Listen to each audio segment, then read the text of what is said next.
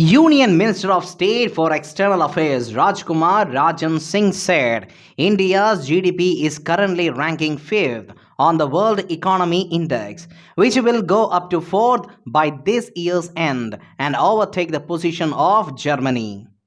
He said this after the inauguration of G20 Business Conference in Mizoram. The theme of the conference was India Initiatives in Northeast, Conference on Opportunities for Multilateral Business Partnerships.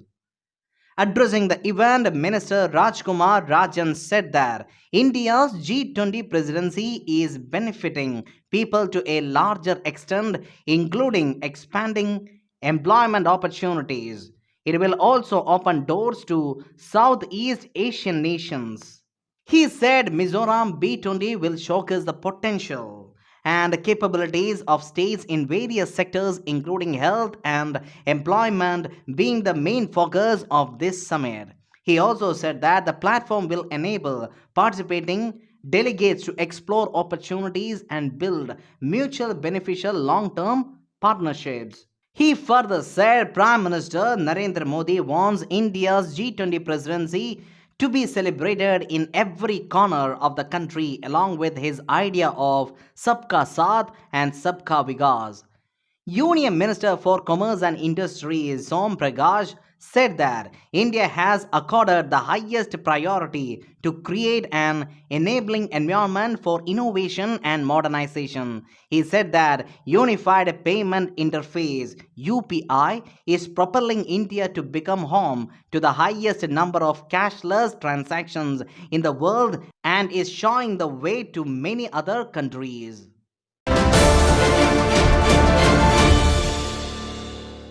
Philanthropist Bill Gates has called for scientific innovation to address the problem of climate change and asked India to take the lead. Addressing an event in New Delhi, Bill Gates said that modern economies throughout the globe are based on energy intensity and over 80% of this energy comes from burning hydrocarbons. He added, there is a need to create solutions that are not just cheap but also reliable. He said while the global innovation boom is taking on the tough problems of climate change, the world is counting on India to play a central role. Gates said innovation is needed from the whole world, but a lot specifically from India. He said most of the emissions contribute to heating come from rich countries, and yet most of the damage will be in the middle income and lower income countries that are near to the equator. India on Wednesday called upon G20 nations to adopt multilateral actions for faster extradition of fugitive economic offenders and recovery of assets both on domestic front and abroad. Chairing the first anti-corruption working group meeting of G20 nations in Gurugram, Minister of State for Personnel, Public Grievances and Pensions, Dr. Jitendra Singh highlighted the problems faced by a country when its economic offenders flee from the jurisdiction. He said that the adverse impact of such incidents on a country can be seen in the effective utilization of resources, the quality of life of citizens, economic growth, and overall governance, and most disproportionately affecting the poor and most marginalized. Dr. Singh underlined that India has already put in place specialized legislation in this regard.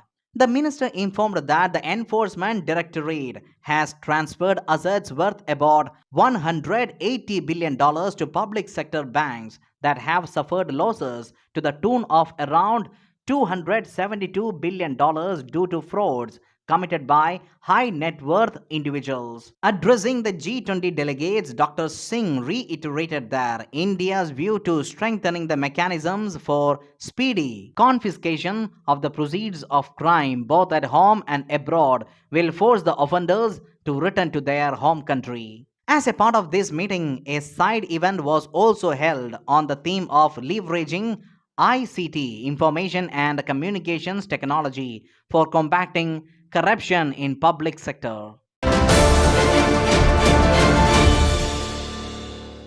National Science Day is being celebrated across the country on February 28th.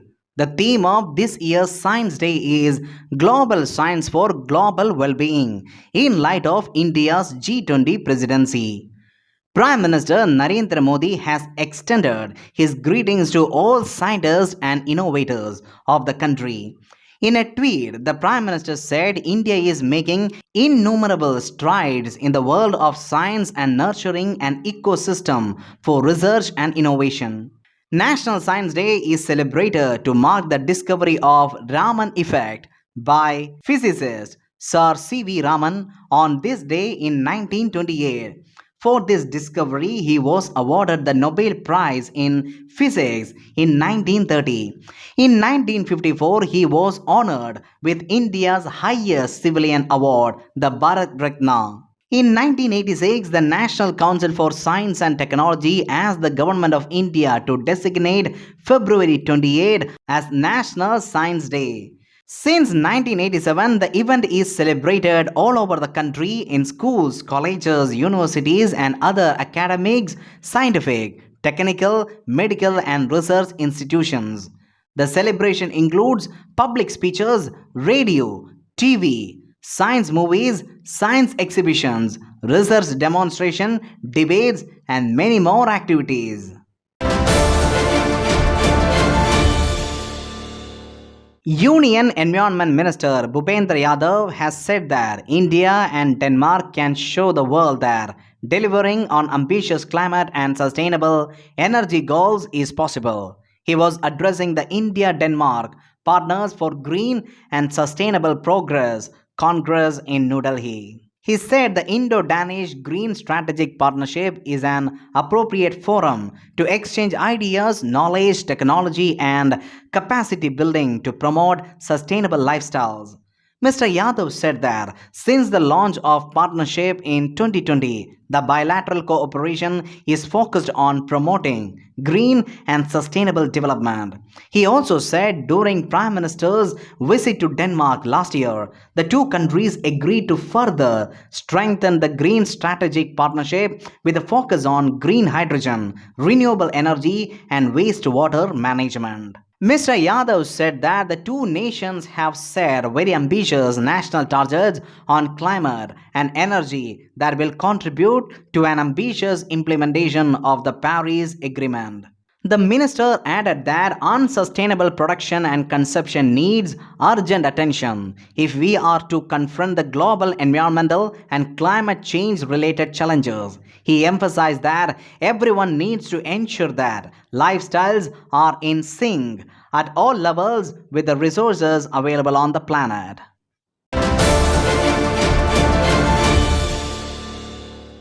The Ministry of External Affairs recently announced that Italian Prime Minister Giorgia Meloni would be the chief guest and keynote speaker at the 8th Raisina Dialogue. It is India's premier conference on geopolitics and geoeconomics committed to addressing the most challenging issues facing the global community. It is held annually since 2016 in New Delhi. The dialogue is constructed as a multi-stakeholder, cross-sectoral discussion involving heads of state, cabinet ministers, and local government officials, who are joined by thought leaders from the private sector, media, and academia. It is organized by the Observer Research Foundation in partnership with the Ministry of External Affairs, Government of India. Established in 1990, the ORF is an independent, non-partisan think tank that conducts policy research on good governance, foreign policy, and sustainable economic development for India. ORF's work spans a wide range of topics including climate, energy, cyber issues, and media, economic development, and national security. It provides non-partisan, independent, well-researched analyses and inputs to diverse decision makers in governments, business communities, academia, and to civil society around the world. It seeks to lead and aid policy thinking towards building a strong and prosperous India in a fair and equitable world. Recently, Madras High Court said RTI Act will not apply to cooperative societies. The Madras High Court has set aside an order passed by Tamil Nadu State Information Commission directing a cooperative society to disclose information under the Right to Information Act of 2005. The Right to Information Act 2005. The basic objective of RTI Act is to empower the citizens, promote transparency and accountability in the working of the government.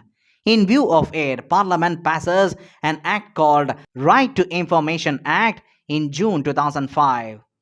All citizens possess the right to information. All central, state, and local level bodies which are set up under the Constitution or under any other state or central, which includes even bodies like the President, Legislature, and Judiciary, and all related ministries, departments, and agencies. Any body owned, controlled, or substantially financed, or any non government organization substantially financed directly or indirectly by government. This includes private bodies which receive funding from the government. Some bodies such as security or intelligence agency.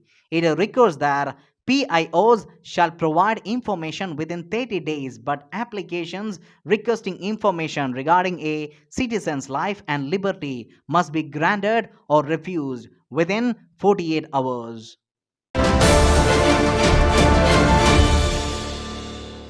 The first meeting of G20 Steering Committee was chaired virtually by the Minister of Foreign Affairs and International Cooperation Sheikh Abdullah bin Zayed in Abu Dhabi on Wednesday.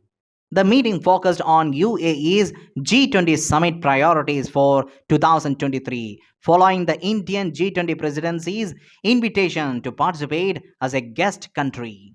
During the virtual meeting, the minister emphasized the importance of cooperation and coordination among steering committee members to strengthen UAE's G20 participation and efforts to highlight country's contribution regionally and internationally. Sheikh Abdullah praised strong and historical relations that unite UAE and Republic of India and commended efforts by Indian side to host G20 summit. In this regard, the minister noted that the Indian G20 presidency reflects the country's leadership in hosting major global events to promote international cooperation and achieve sustainable development goals worldwide.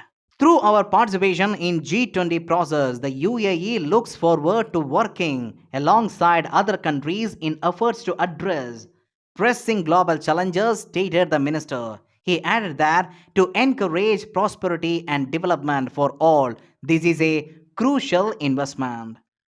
The minister also reviewed UAE's aim for G20, which is being held this year under the slogan One Earth, One Family, One Future, as well as Indian G20 presidency's priorities, most notably sustainability, women's empowerment, food and energy security, and digital transformation.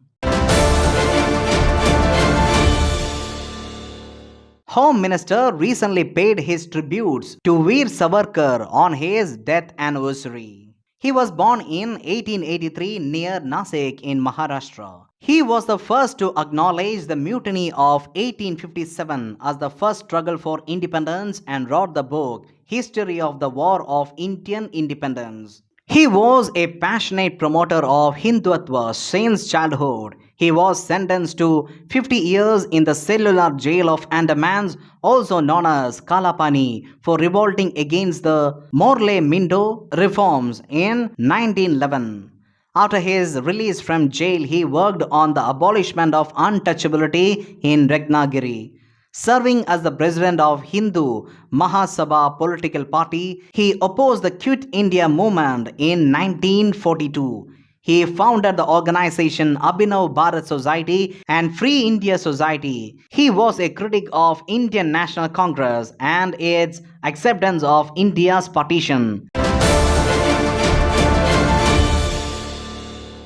MIT researchers recently built an augmented reality headset called XAR that lets users see hidden objects inside a box or under a pile. Bodoland International Knowledge Festival. This festival is being hosted by Bodoland University with support from Bodoland Territorial Region Government. It seeks to provide a platform for thought leaders, educators, research scholars, researchers, and practitioners to engage with constituents of higher education institutions in BTR through participation. India recently dispatched Mirage 2000 fighters and other aircraft to participate in the Cobra Warrior exercise in United Kingdom. Foreign ministers of several countries arrive in New Delhi to participate in G20 Foreign Ministers meeting. Lok Sabha Speaker Om Birla will address the participants of National Youth Parliament Festival 2023 in Parliament Central Hall on Thursday. As many as 85 participants from several states and union territories who have been selected on the basis of district and state level competitions are participating in the program. The Minister of Health and Family Welfare, in collaboration with Pharmaceuticals and Medical Devices Bureau of India, states and union territories are celebrating the 5th Jan Aushadhi Divas 2023 across the country.